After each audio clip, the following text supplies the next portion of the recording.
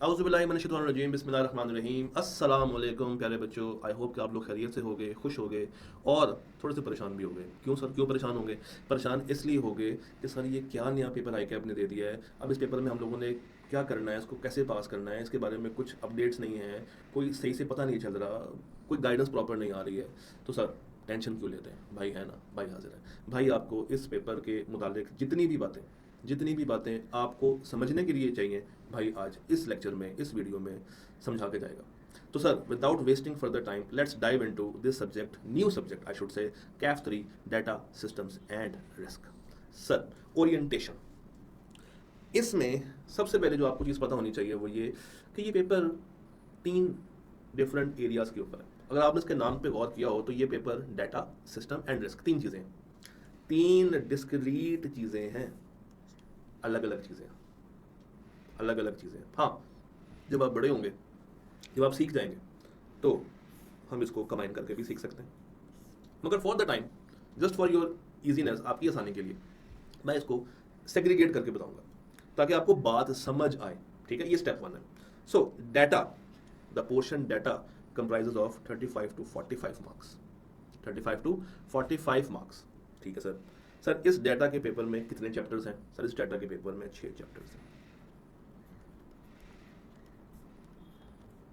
6 chapters हैं। Sir system में sir कितने मार्क्स की वेटेज है? आई कैप के मुताबिक एग्जाम में 30 से 40% पेपर होगा। सर इसमें कितने चैप्टर्स हैं? सर इसमें 7 चैप्टर्स हैं। ठीक है सर। सर आगे क्या है? सर आगे रिस्क है। सर रिस्क में कितने चैप्टर्स होंगे? सर 20 से 30 की वेटेज है और 4 चैप्टर्स होंगे। वाओ, क्यों वाओ? सर सिलेबस तो खत्म हो गया, 17 चैप्टर्स, दैट्स इट। अरे नहीं, रुको ज़रा, सब्र करो, कहाँ भागे जा रहे हो? एक मज़े की बात जो कि नॉर्मल आपको किसी भी आई कैप के पेपर में ऐसे नज़र नहीं आएगी, वो ये है कि आई कैप ने कुछ एनेक्चर्स भी अलग से सिलेबस का पार्ट बना दिए।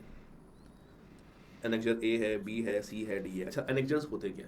एनेक्चर्स बेसिकली वो एरिया है या वो टॉपिक है जिसको डिस्कस किया गया है, उसकी कुछ बातें चैप्टर्स के अंदर मौजूद होंगी, मगर उसको अलग से एक्सप्लेन किया जाता है एक अलग डॉक्यूमेंट बना के, और उस डॉक्यूमेंट को एंड के ऊपर अटैच कर दिया जाता है, लगा दिया जाता है, जिससे जो चैप्टर है वो ज़्यादा वॉल्यूम नहीं बनता उसका, यानी कि वो ज़्यादा क्वांटिटी में बड़ा नहीं हो जाता, और वो कॉन्सेप्ट अलग से बता दिया जाता है एक सेपरेट डॉक्यूमेंट के साथ। That is the theme of annexures. सो अगर आप यहाँ पे देखें तो 4 एनेक्चर्स हैं। अब इनमें क्या है, अभी हमें वो नहीं जानना, अभी हमें ये जानना है कि सिलेबस के अंदर अगर आप सोच रहे हैं कि 17 चैप्टर्स हैं, तो नहीं सर, आप गलत सोच रहे हैं, 21 चैप्टर्स हैं। कुछ एनेक्चर्स हम लोग अलग से डिस्कस कर रहे होंगे, कुछ हम लोग जोड़ के पढ़ रहे होंगे ताकि थीम बरकरार रहे और आपको बात समझ आए। ये डिपेंड करता है कि आप किस लेवल पे पढ़ रहे हैं, और ये इस पे भी डिपेंड करता है कि आपको अलग से ज़्यादा समझ आएगी या साथ जोड़ कर समझ आएगी। ये मेरी डिस्क्रिप्शन है, ये मुझे पता कि मैंने अपने बच्चों को कैसे लेकर चलना है। तो सर 21 आई रिपीट 21 एरियाज़ हैं जिनको कवर करके आपने एग्ज़ाम में जाना है, और अभी हमने जो इसकी ग्रेड देखी है उसके मुताबिक ही होपफुली पेपर सेट होता है। यस, आई कैप थोड़ा बहुत प्लस माइनस की वेरिएशंस कर देता है, 5-10% की, वो इतना बड़ा इशू नहीं है। हाँ, अगर आप सोच रहे हैं कि यार डाटा पढ़ लेंगे, सिस्टम पढ़ लेंगे, रिस्क छोड़ देंगे, पेपर पास हो जाएगा, ऐसा नहीं होने वाला। रिस्क पढ़ लेंगे, सिस्टम पढ़ लेंगे, डाटा छोड़ देंगे, फिर तो बिल्कुल ही पेपर पास नहीं होने वाला। तीनों पढ़ लेंगे, एनेक्चर्स छोड़ देंगे, तब भी मुश्किल है। सर पेपर पास करने के लिए आपको सारा सिलेबस कवर करना होगा, ये मैं आपको बिल्कुल पहले लेक्चर में बता रहा हूँ। Each and everything should be in your mind, in your concepts, तब जाके ये पेपर पास होगा। No self study at all. ठीक, ओके सर। अब चैप्टर्स के नाम क्या हैं ये आपके सामने आ रहे हैं, आप इनको पढ़ सकते हैं। अभी मैं किसी भी चैप्टर की डिटेल में जाने की जो है वो जरूरत नहीं कर रहा, ऑल्दो मैंने तो तकरीबन अपना मैक्सिमम कोर्स रिकॉर्ड करा दिया है एट स्टूडियो, मगर अभी चूंकि आप बिल्कुल रॉ हैं इस पेपर को लेके, तो मैं अभी आपको ज़्यादा परेशान नहीं करूँगा, आपको मोटिवेट ज़रूर करूँगा कि ये पेपर डूएबल है। अक्सर बच्चे ना घबरा रहे हैं इस पेपर को लेकर, उनको लगता है कि यार ये पेपर ना आईटी है, और हमने तो बचपन में मैथ भी नहीं पढ़ी थी, हमें तो बचपन में वो एल्गोरिदम वाले फॉर्मूले भूल जाते थे, हमें तो ट्रिग्नोमेट्री नहीं याद होती थी, तो ये तो मुश्किल है, इसमें तो कोडिंग होगी। नहीं, और नहीं लाला जी, कोई कोडिंग नहीं है, कुछ नहीं है, बहुत ही प्लेन चैप्टर है। हाँ, कुछ जगहों पे आपको ऐसी टर्म्स नज़र आएंगी जो कि थोड़ी सी मुश्किल हैं, और मैंने ये काम किया है कि अपने जो कोर्स है उसमें उन टर्म्स को बहुत ही आसान वे में बता दिया, जिससे बात दिमाग में बैठ जाती है, उतना ही चाहिए। ठीक, अगर आपको लगता है कि ये पेपर पढ़ के आप कोई सॉफ्टवेयर इंजीनियर बन जाएंगे, ऐसा भी नहीं है। आई कैप ये चाहता है कि बच्चा जब आ रहा है सीए के अंदर, तो उसको आते साथ थोड़ा सा हौसला मिले कि यार हम अकाउंटिंग पुराने ज़माने के मुताबिक नहीं कर रहे, बाबा आदम के ज़माने के मुताबिक नहीं कर रहे अकाउंटिंग। अब हमारे पास एनालिसिस करने के लिए डिफरेंट डिफरेंट टूल्स मौजूद हैं, डिफरेंट सिस्टम्स मौजूद हैं, डाटा मौजूद है। यस, डाटा बहुत इंपॉर्टेंट रोल प्ले करता है किसी भी इदारे की सक्सेस के लिए, उसकी ग्रोथ के लिए। तो जब आप लोग इस सिलेबस को पढ़ रहे होंगे, जब आप चैप्टर बाय चैप्टर मूव कर रहे होंगे, तो आपको पता लगेगा कि यार ये तो इतना मुश्किल कोर्स नहीं है, ये तो आसान कोर्स है। और जहाँ पे आप डर रहे हैं ना कि हम अभी इसको उठाएं ना उठाएं, तो सर उठा लें, क्योंकि अगर हम थोड़ा सा ICAP की पास हिस्ट्री को देखें या कुछ ट्रेंड्स को देखें, तो शुरू की जो 2-3 अटैम्प्ट्स होती है ना, वो ईजी होती हैं। ईजी इन अ सेंस कि ICAP चाहता है कि बच्चा ज़्यादा से ज़्यादा पास हो। क्यों?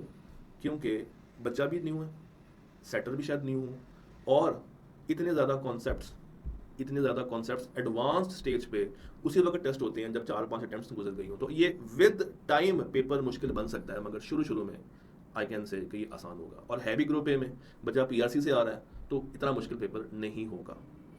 डन। अब 35 से 45 हमें बात समझ आई, 6 चैप्टर्स हैं। 30 से 40 हमें बात समझ आई, 7 चैप्टर्स हैं। 20 से 30 हमें बात समझ आई, 4 चैप्टर्स हैं, और एंड के ऊपर 4 ही एनेक्शर्स दिए हुए हैं। तो 21 एरियाज हैं, और अगर मैं एक रफ सी फिगर निकालूं तो 7 चैप्टर्स या 7 एरियाज पर ग्रिड आपको नजर आ जाते हैं। सर पेपर पैटर्न क्या होगा, ये एक सवाल बच्चों के माइंड में है। तो सर देखें, सिंपल सा रूल है 15:85। मेरी बात पर यकीन नहीं ना आ रहा, मुझे पता था, शक करते हो ना भाई पे। सर ये देखें, मैंने आपके लिए एक थॉरो वर्किंग तैयार करके रखी है, थॉरो वर्किंग है। सर अगर आप इसके मॉडल पेपर को थोड़ा सा गौर से देखें, तो आपको आइडिया हो जाएगा कि इस पेपर में आपके पास होने के लिए ICAP ने MCQs भी रखे, वो भी पूरे 15 नंबर के। और जब आप इसकी थ्योरी साइड पे आएंगे, तो एक बड़े मजे का फीचर है, वो ये है कि एक सवाल आपको नजर आएगा विद केस स्टडी। ये सवाल है विद केस स्टडी। कितने मार्क्स का सवाल है जी? 15 नंबर का सवाल है विद केस स्टडी। फिर अगर आप नीचे आएंगे तो आपको 15 नंबर नजर आएंगे स्ट्रेट फॉरवर्ड सवाल के, टाइप 1 सवाल के। फिर अगर आप नीचे देखें तो 12 नंबर फिर से यहाँ पे हैं एक केस स्टडी, और उसके 2 पार्ट्स दिए हुए हैं। फिर नीचे आप आए तो 6 जमा 5 11 और 3 14 नंबर की जो है वो थ्योरी टेस्ट हुई है। फिर अगर आप नीचे देखें तो यहाँ पे फिर एक केस स्टडी है, और एंड पे फिर एक स्ट्रेट फॉरवर्ड सवाल। तो इसका मतलब है कि पेपर तकरीबन 50-50 की रेशो में है। इसको देख के तो ऐसा ही फील होता है कि भाई पेपर जो है वो 50-50 के रेशो में है। अच्छा, अभी मैं किसी भी सवाल को डिस्कस करने के मूड में नहीं हूँ, रीजन बीइंग दैट कि आपके पास कॉन्सेप्ट ही नहीं है, तो डिस्कस करके परेशान करने का क्या फ़ायदा। मैं अभी इसलिए ये आपको दिखा रहा हूँ ताकि आपको थोड़ा सा मैं हम आहंग करवाऊँ कि जानी पेपर आएगा कैसे। अगर आप थोड़ा सा गौर करें ना इस क्वेश्चन नंबर 2 पे, अभी ज़रा सा गौर कीजिएगा, तो ये किसके ऊपर है? बिग डाटा के ऊपर है। सवाल नहीं हम लोगों ने पढ़ना, हम सिर्फ कुछ वर्ड्स को देख रहे हैं। बिग डाटा के ऊपर है, एमर्जिंग टेक्नोलॉजी पे है, ठीक है। अब ये 2 वर्ड्स आपने ध्यान में रखने हैं, सिर्फ ये 2 वर्ड्स आपके ध्यान में होने चाहिए। ये देख रहे हैं आप, बिग डाटा, एमर्जिंग टेक्नोलॉजी। इसका मतलब ये है प्यारे बच्चों, इसका मतलब ये है कि ये जो पार्ट ए है ये ग्रेड ए में से है, जो पार्ट बी है वो ग्रेड बी में से है। ये पॉसिबिलिटी है एग्जाम में, इसलिए मैंने आपसे कहा था कि आपने कुछ छोड़ के नहीं जाना, कुछ छोड़ के नहीं जाना। ऐसा पॉसिबल है कि एक पार्ट ग्रेड ए में से और एक पार्ट ग्रेड बी में से, मगर ये शायद पॉसिबल ना हो कि ग्रेड ए में ही वो तीनों एरियाज को ब्लेंड करके पूछ ले। आई डोंट थिंक ICAP ये काम करेगा, और रिसेंट जो पेपर्स आएंगे अभी इन नियर फ्यूचर उसमें तो शायद बिल्कुल भी ना करें। हाँ ये कर सकता है, पार्ट ए अलग पार्ट बी अलग, तो कुछ छोड़ना नहीं है। नीचे अगर मैं देखूं तो यहाँ पे भी हमें ऐसा ही एक रिश्ता नज़र आता है कि कुछ एरिया ग्रेड ए का है, कुछ बी का है, और उसके नीचे भी हमारे पास कुछ कंट्रोल्स का एरिया है। अब ये जो कंट्रोल्स वाला एरिया है, IT कंट्रोल्स, जनरल कंट्रोल्स, ये लफ्ज़ ध्यान में रखिएगा, ये देखें।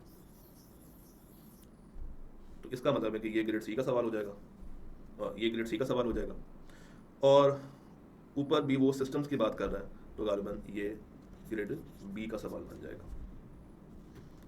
तो इस तरीके से वो ब्लेंड कर सकता है। क्लाउड कंप्यूटिंग, क्लाउड कंप्यूटिंग, ये वर्ड भी कहीं ना कहीं तो पढ़ा था मेरा ख्याल से हम लोगों ने, यस क्लाउड कंप्यूटिंग। तो इसका मतलब है कि ये वाली क्राइमिंग कहाँ से आई है, ग्रेड बी से आई है। आपने क्लाउड डिप्लॉयमेंट मॉडल्स के ऊपर बात करनी है, ये भी ग्रेड बी में शामिल है। सो इस तरह के एरियाज आपको टेस्ट किए जा सकते हैं, ठीक। सो जो थोड़ा बहुत प्रेशर था इस पेपर को लेके, आई होप कि अभी तक थोड़ा सा आपने उसको ख़त्म किया होगा। सर इसके आगे अगर मैं देखूं तो एक सवाल जो कि बच्चों के माइंड में आता है कि सर आप क्या करें, पढ़ना तो है, कहाँ से पढ़ें। तो सर ICAP की बुक इसमें एक अहम रोल प्ले करेगी, चूँकि उनका भी इस बुक को डेवलप करना फर्स्ट टाइम ही है, तो yes it can play some part. मगर I am working on some additional things जो कि मैं अपने नोट्स में ऐड करूँगा। क्यों ऐड करूँगा, क्योंकि ये ICAP की बुक को थोड़ा सा आसान कर देंगे। ये एडिशनल थिंग्स क्या होंगे, mind maps, quick summaries, drafting practices, और शायद मैं इसका एक उर्दू वर्जन भी निकालूं, शायद इसका एक उर्दू वर्जन भी निकालूं जो बच्चा पढ़ के समझ जाए कि हाँ यार ये बात ऐसे लिखी हुई है। तो ये भी उस फीचर्स में जा सकता है, मगर ये ग्रेजुअली होगा, विद टाइम डेवलप होगा, सब कुछ एक झटके में तो नहीं किया जा सकता। तो सर बुक्स अब आपने कौन सी फॉलो करनी है, आपके पास जो प्राइमरी सोर्स है, जो प्राइमरी सोर्स है दैट इज ICAP का सोर्स, आप इसको ज़रूर पढ़िएगा, इसको छोड़िएगा मत। देन मैं आपको अपनी बुक अवेलेबल करूँगा इंशाल्लाह ताला, वो आप यूज़ कर सकते हैं ICAP की बुक के साथ, और उसमें ये mind map, summaries, practice, MCQs सब कुछ शामिल होगा। डन, हमें यहाँ तक ये बात समझ आई। सर अब कुछ और चीज़ें मैं आपको दिखाना चाहूँगा, बल्कि डिस्कस करना चाहूँगा आपसे। पहला एक कंसर्न है जो कि बच्चों के माइंड में है आजकल, वो ये है कि सर क्या ये पेपर हमें अभी ऑप्ट करना चाहिए। यानी कि अगर एक बच्चे ने अभी कैफ ग्रुप A के एग्ज़ाम दिए एंड लेट सपोज उसने R1 का पेपर ऑप्ट किया था एंड उसने लॉ का पेपर ऑप्ट किया, B लॉ का पेपर ऑप्ट किया, तो क्या मुझे ये डाटा का पेपर पिक करना चाहिए? भाई yes, should I pick? Yes you should pick. उसके कुछ रीजंस हैं। एक, उसके पास ऑप्शन ही और कोई नहीं। एज ऑफ नाउ जब मैं ये लेक्चर रिकॉर्ड कर रहा हूँ, ICAP की पॉलिसी के मुताबिक अगर आपने 2 पेपर ग्रुप A के पास नहीं किए तो आप ग्रुप B में नहीं जा सकते। तो चूंकि अभी रिजल्ट काफ़ी दूर खड़ा हुआ है और आपने जो पेपर्स दिए हैं, एज ऑफ नाउ ICAP इसको 2 पेपर्स काउंट ही नहीं करता। लॉ का पेपर आपका आधा पेपर काउंट हो रहा है एज ऑफ नाउ।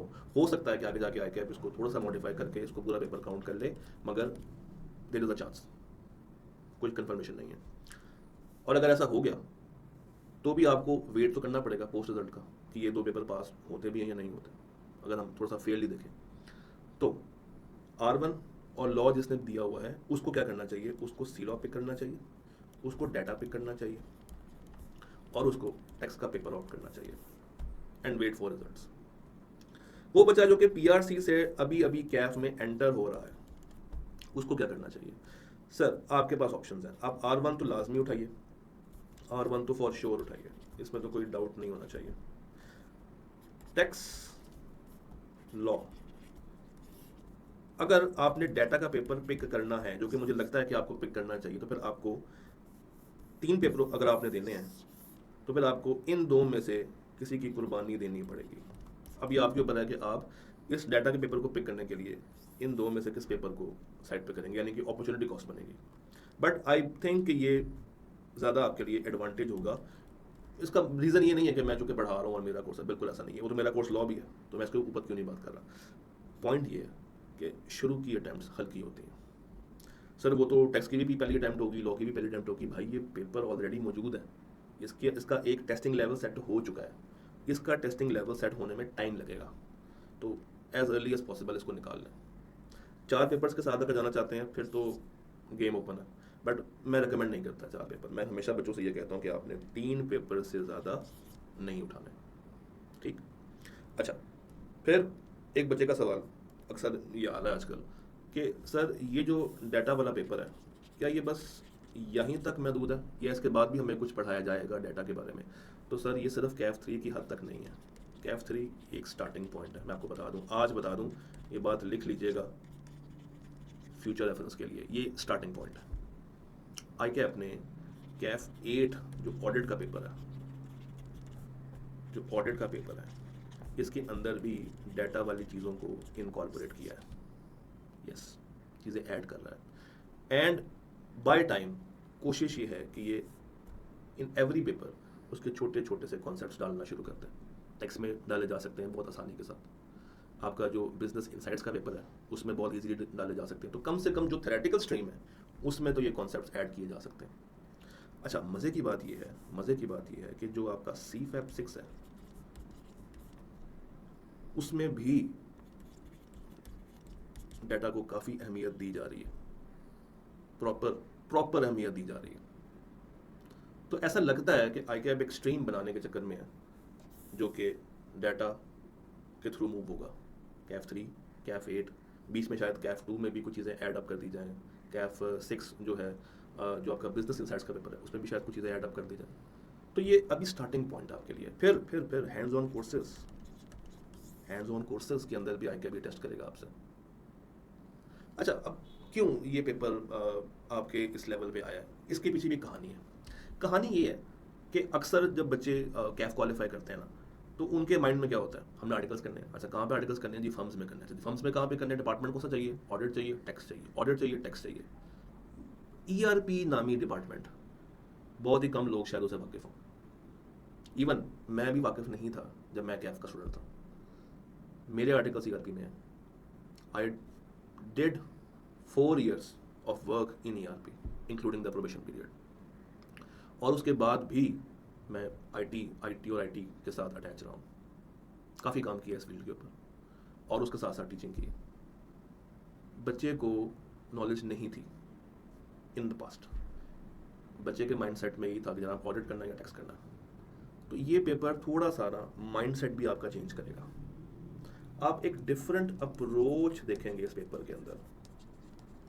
यस, है क्रैमिंग है, मगर जितने भी कॉन्सेप्ट्स हैं ना वो काफ़ी ज़्यादा रिफ्रेशिंग है। मतलब आपने शायद इस तरीके से कभी ज़िंदगी में सोचा ही ना हो। एंड आई कैप चाहता है कि अब आप थोड़ा सा एडवांस लेवल सीखें।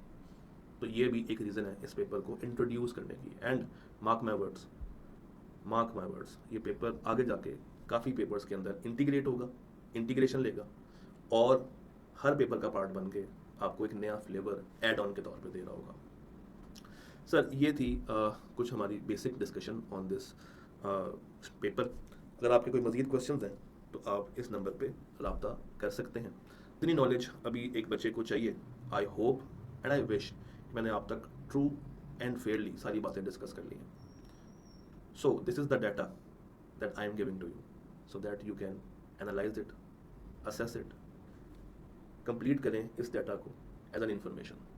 और अब आपने डिसीजन मेकिंग करनी है कि आप क्या करना चाहते हैं। आप इस पेपर को अभी कंटिन्यू करना चाहते हैं या लेट करना चाहते हैं। मैंने आपको सारे प्रोज एंड कॉन्स बता दिए हैं। ठीक है जी, तो मिलते हैं इंशाल्लाह ताला किसी और क्लास के अंदर, किसी और लेक्चर के अंदर। अपना ख्याल रखिएगा। अल्लाह हाफ़िज़।